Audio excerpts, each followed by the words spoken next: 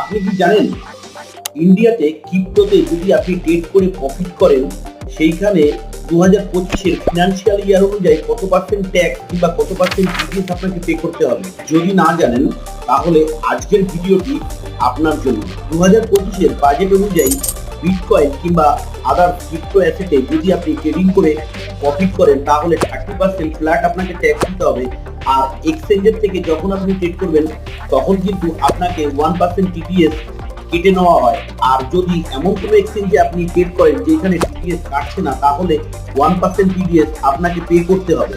Crypto asset থেকে profit করা অংশের উপরে আপনাকে 30% ফ্ল্যাট ট্যাক্স দিতে হবে। যদি আপনি অন্য কোনো সেগমেন্টে লস করেন সেটাকে কিন্তু এখানে সেটেলমেন্ট করতে পারবেন না। তো বিস্তারিত জানতে অবশ্যই আমাদের চ্যানেলে গিয়ে লং ভিডিও ফলো করুন। আপনি যদি ক্রিপ্টোতে ট্রেড করেন ভিডিওটি আপনার উপকারে লাগলে আপনার জানা কোনো বন্ধু বান্ধব ক্রিপ্টোতে যারা ট্রেড করে তাদের সাথে অবশ্যই শেয়ার করুন।